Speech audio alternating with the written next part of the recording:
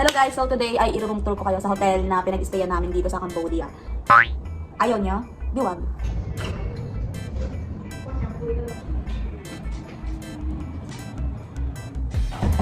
So pagpasok niyo sa pintuan, makikita niyo agad yung dining table dito. Ayun. Ayun siya guys, good for 4 person yung nakuha namin. Dito naman, may balance lang sa namin. At kompleto sila sa kitchenwares, may washing, mainit, microwave oven. Ito mga pinili namin to, condiments, kasi nagluluto kami. Meron na rin silang mga lutuan, dalawa ng kaldero. So, nandito naman yung, ayan. Puro drawer, dito naman nandito silang drawer. Isa lang. Dito tayo sa red. Ayan, kabili lang namin ng mga frozen foods. Ayan, marami yan. Dito naman, mga gatas, coke, ayan. Gatas ulit, Tiger, ayan, Yakult. Tiger tsaka Yakult. Balance ba? Yan na. Ba't naman mag-i-stop? So, eto muna nakuha namin. May dalawa siyang kwarto. Siyempre, ikot ko din kayo niyan. Anong gamit? May mga libre silang tissue, libreng hair shampoo, body wash, may heater. Ito naman yung kabilang kwarto. So, magulo siya. Huwag niya lang pansinin. So, ito sa kabilang kwarto. Ayan lang makikita nyo. Bintana. Diretso na yan siya. Hindi siya bukas. Glass window lang. As usual guys, may mga drawer, ganyan. So, ayun lang, may sariling aircon din. Since tatlo kami dito, may nag-room na dito sa kabila. May nag-room na din dito sa kabila. Pero ang pili dito ay dito sa sala. Kasi may ibang manood ng TV. Para, lumabot yung ako. Kasi may ibang manood. Dito, may libre na rin silang butter, dispenser, at saka may sariling aircon. Of course, TV. Pinapansin yung mga kalat. Dito ang balcony. Ayan. Maganda dito paggabi, kita-kita yung city lights. Room raid!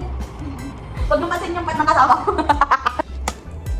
Okay, dito sa kabilang room, ayan, may sariling higaan yan siya.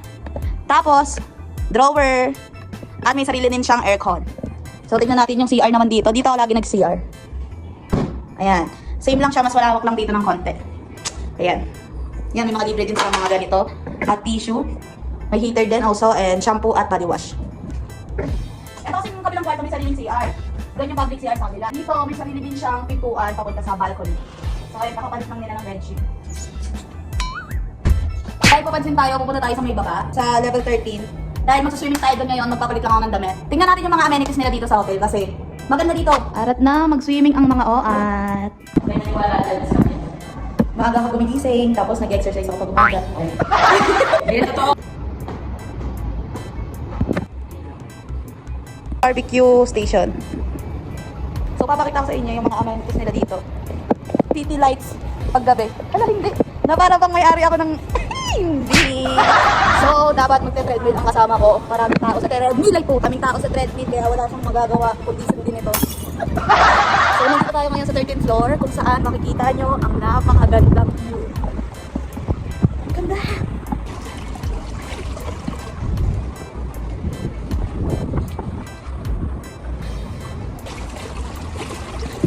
Ay, ang lalim. Tawa na.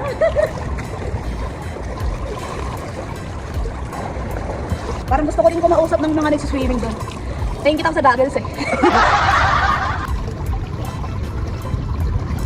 Guys, no joke, napakalamig. Sobrang lamig. Pangit ko naman. Nagsasunbathing.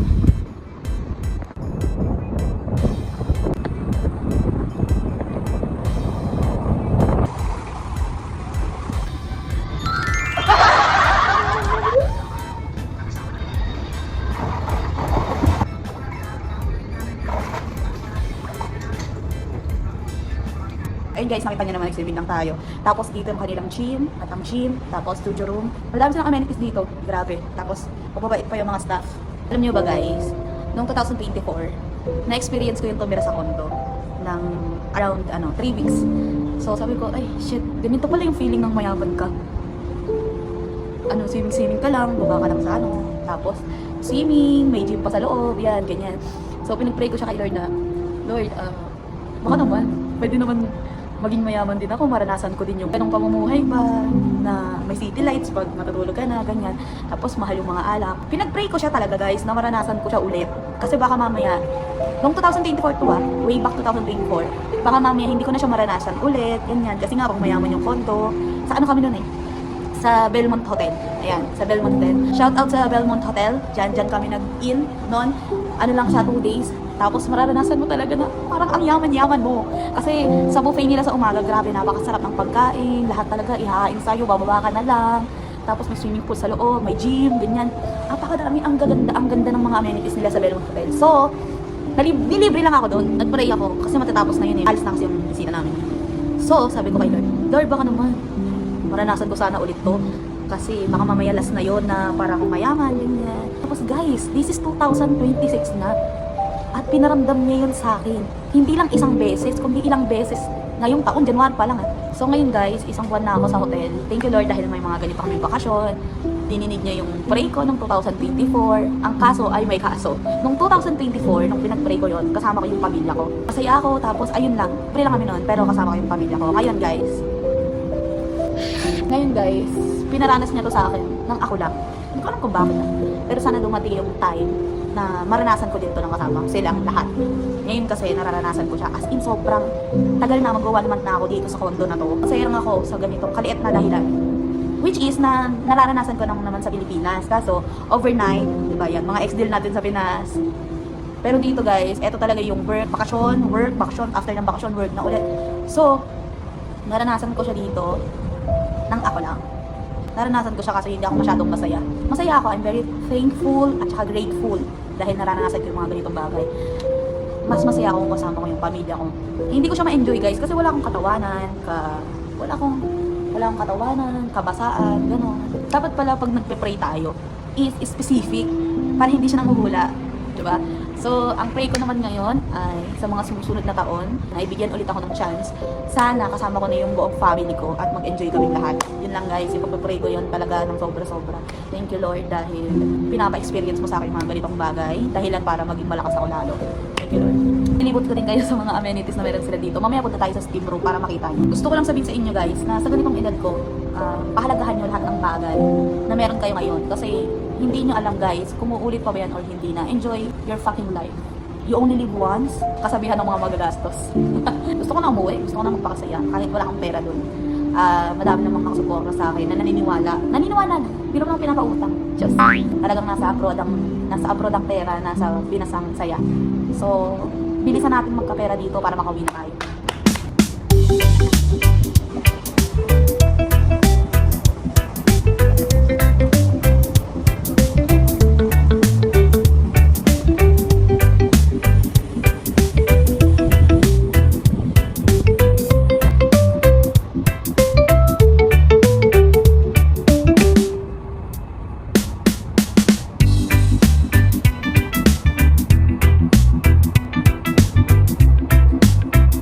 Pupunta na tayo sa kanilang steam room. Itatry natin maging siopaw for today's video. Ang ganda dito guys. Tingnan nyo.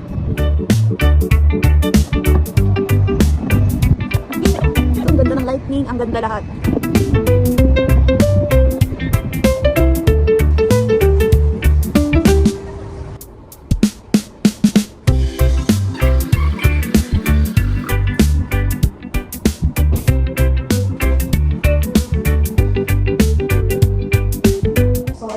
Steam room nila.